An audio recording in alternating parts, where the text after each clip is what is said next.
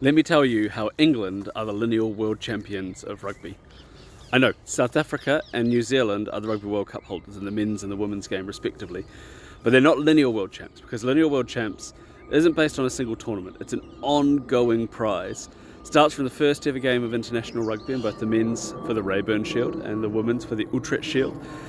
And essentially, once you hold it, it's winner stays on, right? So whoever beats you gets to take it off you. So England currently hold it in both the men's and the women's game. So they took the Rayburn Shield off of France during the Six Nations. France had taken it off of New Zealand. New Zealand had taken it off of Ireland. Ireland had taken it off of South Africa, who won it off of New Zealand in the World Cup final. So it's constantly on the move.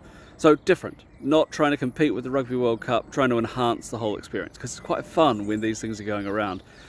And it's more fun when we all play for the same prize. And the Utrecht Shield, well, the English women only actually took it back at the end of last year. They are like 50 odd with one loss in there back in the last Rugby World Cup final, and that one loss is when they lost the Utrecht Shield. So they went for like 3 years without it, and then it made its little path. It made its way back to Canada, which was cool because Canada had never held it before. So they held it for 4 matches last year and then lost it to England in the final game of the WXV.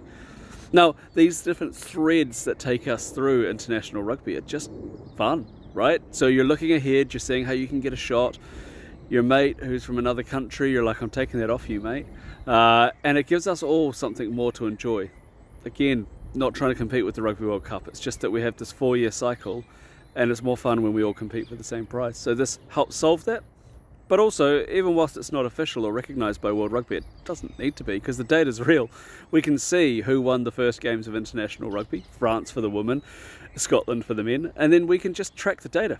I've done it, so you don't have to.